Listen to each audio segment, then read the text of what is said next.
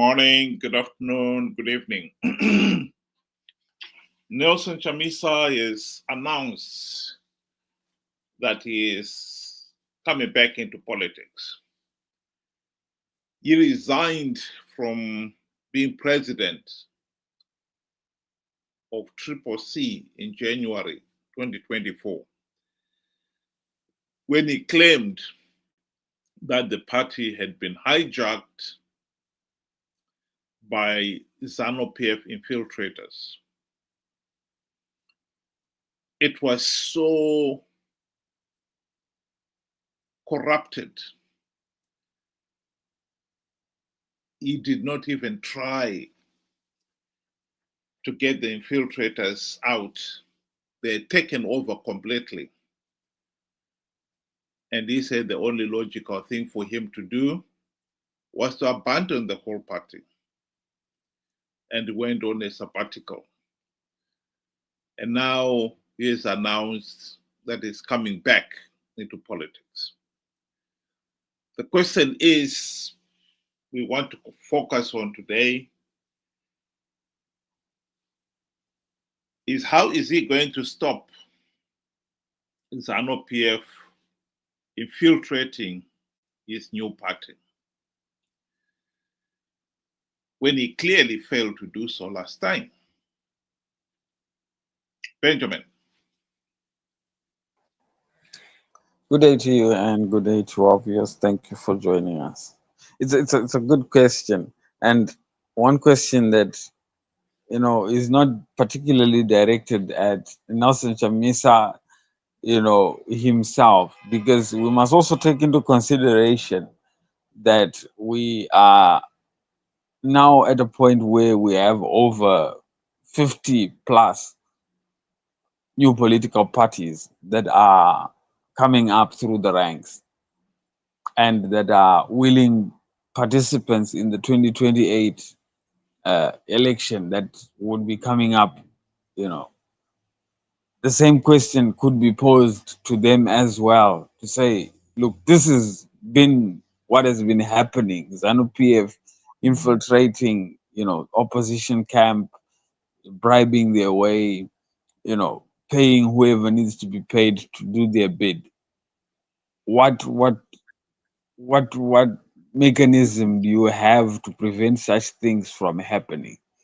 And for me, the answer to this is pretty straightforward, and it has been given by the observer mission, statements that came from different groups from the observers, that simply states the elections were a fraud. And without addressing that, ZANU-PF can do as much as they please. I really don't know where we are missing this. It's plain as daylight, but we are missing it by a mile.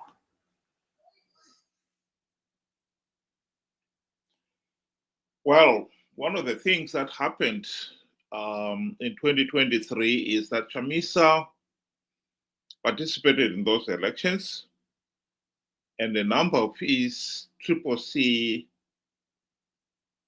followers participated in those flawed elections. And some people have seen the cutoff line as when Sengezo Savangu started to recall some of the MPs who had been elected in that election.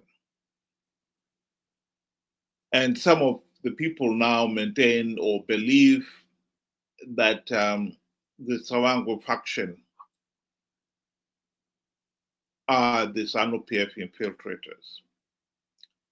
What I would like to remind the people of Zimbabwe is that that is not the case. The participation in those flawed elections was done by people who really did not care about free, fair, and credible elections, who saw politics as a career. There's a distinct difference there. If you believe that politics is a career, then you cannot pretend to be a Democrat. And what should be noted here is that those people, before Tsavangu started recalling, went ahead and accepted and were sworn in, taking up their gravy train seats, even after SADC and the AU had said the election process was flawed. This is important. And Margaret Longo is one of the few individuals who have picked on that issue and made it very clear. Here she is explaining that point. People. Do you think they look at it as a business? Yes, they look at it as a business.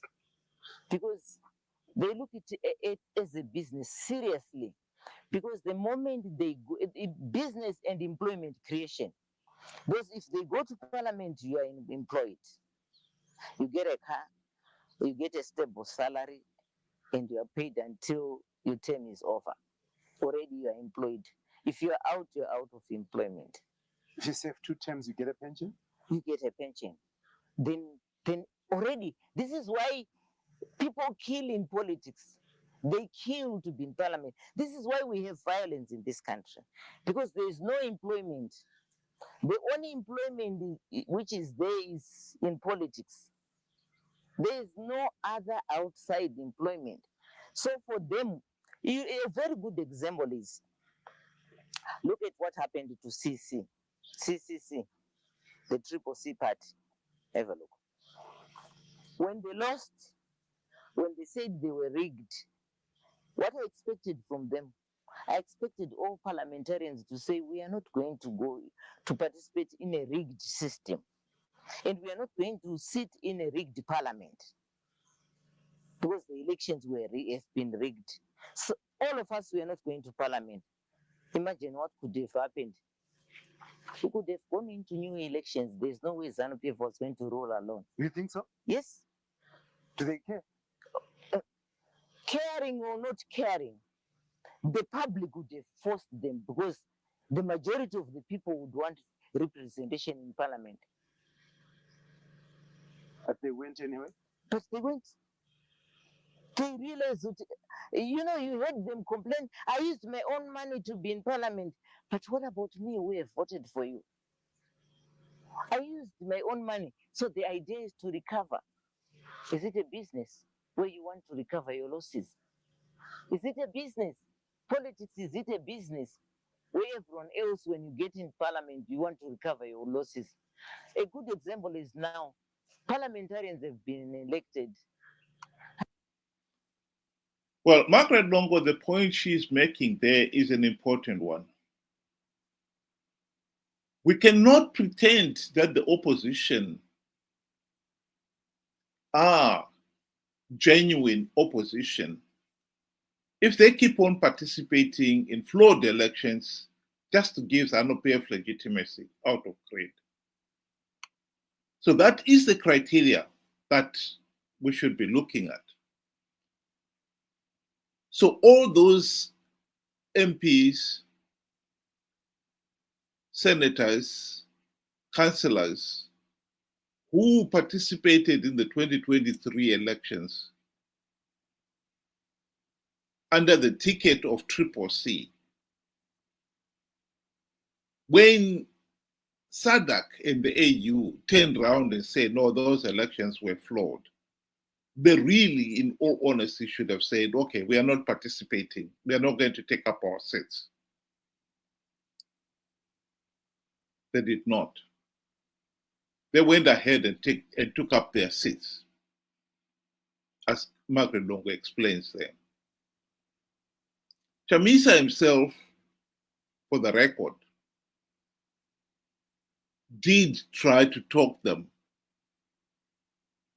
to tell them they should not accept their seats. and they ignored him.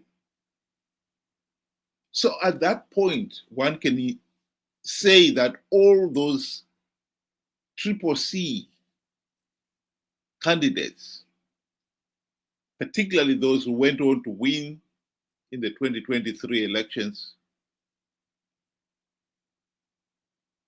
were infiltrators. Because even when the party leader told them this is totally unacceptable, and of course it made absolutely no sense at all to take up your seat when you know that the process is flawed, that the process is illegal. But they took up their seats.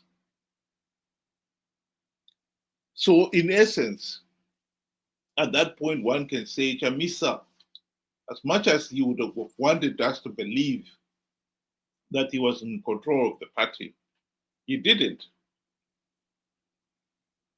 Yes, the situation was made worse when Savango stepped in and started recalling some of those MPs we had accepted, we had taken up their seats in parliament and in Senate and in the council,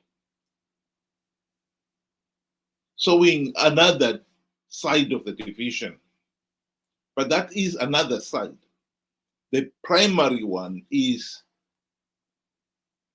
when those MPs, senators, and councillors accepted their seats before the recall started, it clearly showed that Chamisa was not in control of those people. Strictly speaking, those people were participating in those flawed elections to give ZANU-PF legitimacy. In other words, there was ZANU-PF Team B in all but name. So we go back to the question again. What is the hope that Chamisa, with his new party, will avoid a repeat of the past? You will avoid being infiltrated by ZANU-PF.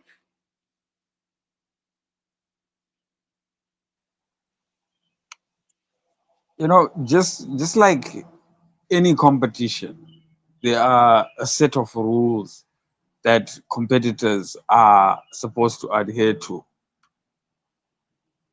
There would be judges that will look at the fairness of the whole process.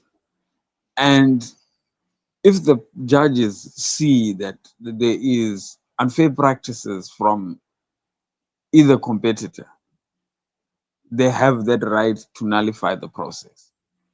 And this was the case with Zimbabwean 2023 election.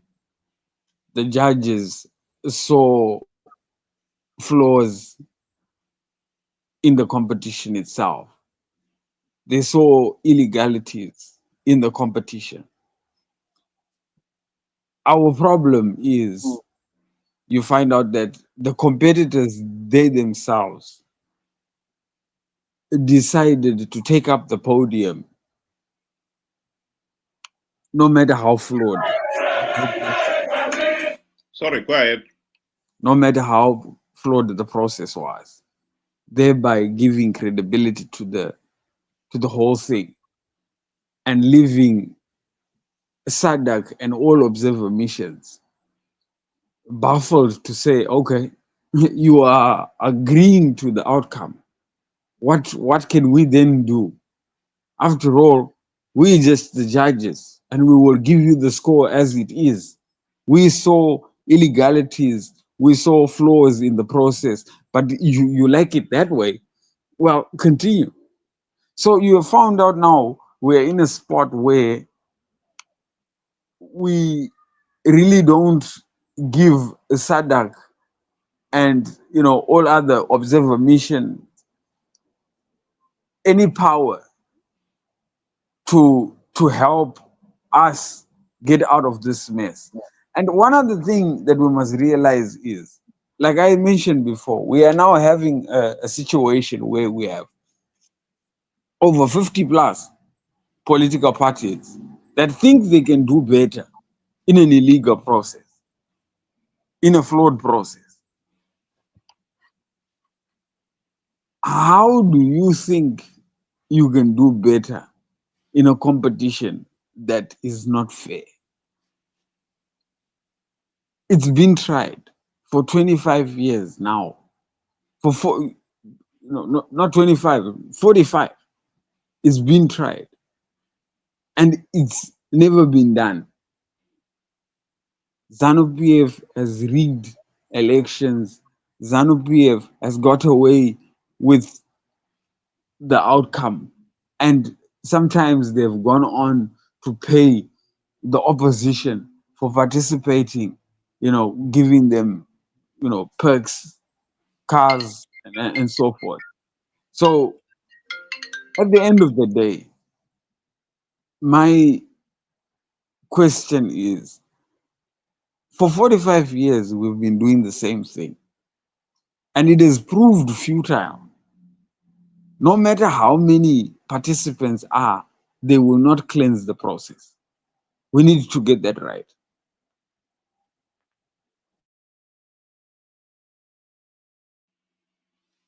Just wanted to play this video clip of one of the Chamisa'S meetings.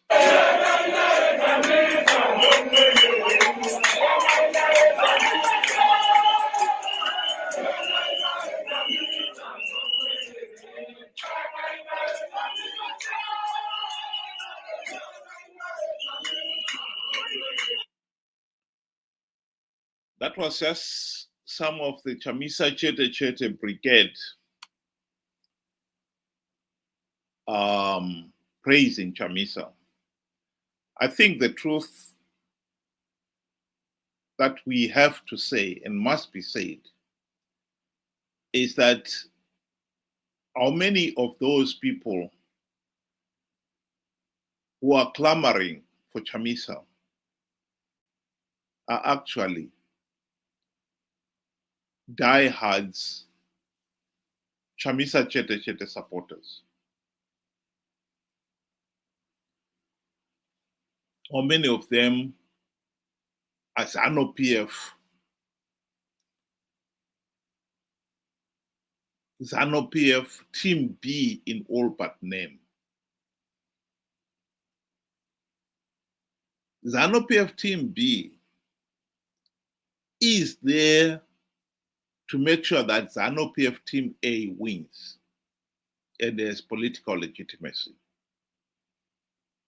The purpose of infiltrating the opposition is that they want the opposition to keep participating in these flawed elections to give the process legitimacy.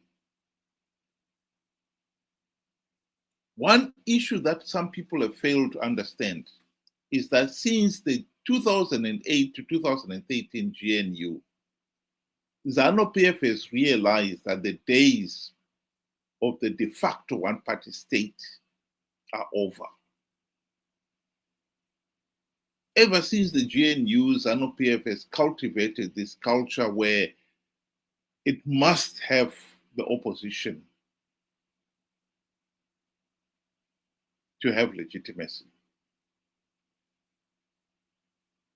So in this case here, infiltrating an opposition party like Chamisa'S party to make sure that they participate in the flawed elections is in ZANU-PF's interest. The Savangu faction, and rightly many people believe that that was a clear-cut ZANU-PF infiltrators. Just as before that, Douglas Monzora took over the MDC alliance. It was in ZANU-PF's interest that the opposition should be weak and be divided. Whether or not people like Douglas Monsora are paid by, or at any point at all were paid by ZANU-PF is irrelevant. Whether or not Savango is paid by ZANU-PF, that too is irrelevant. What matters is the opposition has been divided to the point where they are totally ineffective. And indeed, they've now been acting as ZANU-PF Team B in all but name.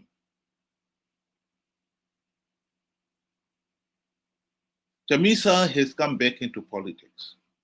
What are the chances he will have this new party and it will not be infiltrated by ZANU-PF? I think the honest answer to that is that is daydreaming. Chamisa will never have a party that he can say is not infiltrated by ZANU-PF.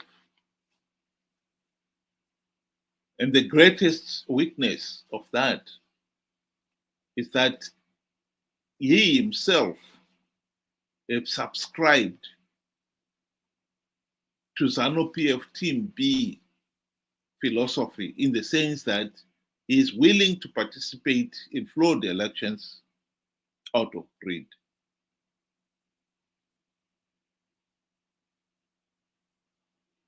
His participation in the 2023 elections, according to Jealous Mawarire, he was paid by ZANU-PF 20 million US dollars.